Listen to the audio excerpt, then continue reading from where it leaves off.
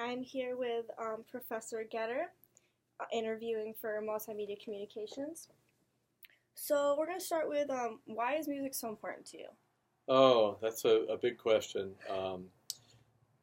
Well, it touches me in a lot of ways. It goes back to my early childhood.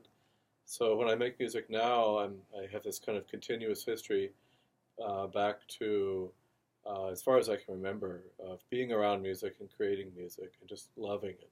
Right. But I would say also I like music because it's ephemeral.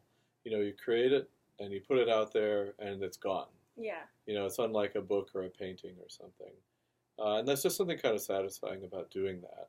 Yeah, definitely. And the other thing is the kind of social aspect of it. Like a lot of the music making I do is in a community setting or it's with a small ensemble where I know everybody and I've worked with them for 15 years. Yeah. And I really value that connection with other people. Yeah. So how has like traveling and learning about music from different cultures changed your way of like thinking and being?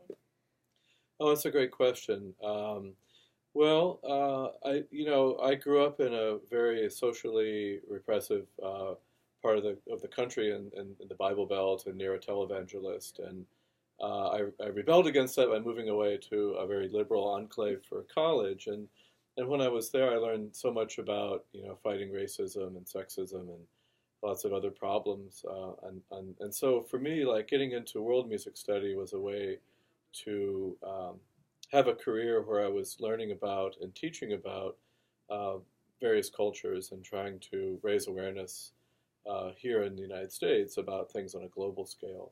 So part of it, yeah, I love traveling and like being, in a funky little restaurant or on a beach somewhere or hearing some music. But it's always there's a overarching kind of purpose of wanting to get some information and to share it with people. Yeah. You know. So do you use like the knowledge that you've learned like in like the outside world, like trying to like use like that knowledge and just like bring it out to other people? Yeah, I try to. Whether I succeed or not, I don't know. I think you Oh, succeed. thanks. So, as you probably know from in my classes, like I'll often start off a day giving a little recap of some interesting thing I went to over the weekend. Mhm. So I went to the Kannada People's Association from southern India and performed classical music from India. So I just try to bring in little reports from the field all the time about that and kind of connect things I do musically and socially right back into the classroom. Yeah. Does that answer that? Yeah, I Okay. definitely enjoy the first little bit of class where we play the music. We just take a second to like take it in. Oh, good. Have you ever seen music therapy present in other countries?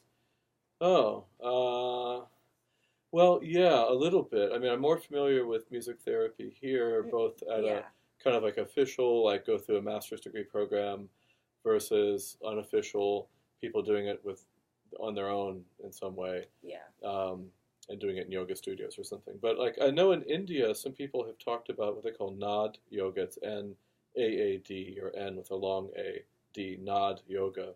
So it's the science or yoga of sound. That is a thing, and they talk about the kind of spiritual and psychological effects that sound can have on a person. because I go to school for art therapy, so Ah, music therapy is kind of along the same lines because music is obviously an art. yeah, but like beyond that, I think generally, like probably in many places, people would feel that the arts are healing, and participating in them is a way to feel alive and to feel better. Yeah, definitely. Yeah. Are there any cultures that you haven't yet studied and would like to or travel to? Well, I have not traveled anywhere in the African continent, and I really love music from all over, all sides of that, and I try to bring some of that into my class. Like today, Yeah. we're listening to music from Ghana and talking about polyrhythms Mhm. at the beginning of class, Yeah. and I would love to actually like go there sometime. So that is a goal. Another place I'm very keen about learning more about and traveling to is Brazil for a bunch of reasons, like the kind of multicultural nature of their society is Mhm. in some ways similar to the U.S., but it's very different, Yeah. also, of course. And it's in the Americas, so it's kind of like this new world country with an Yeah. indigenous population.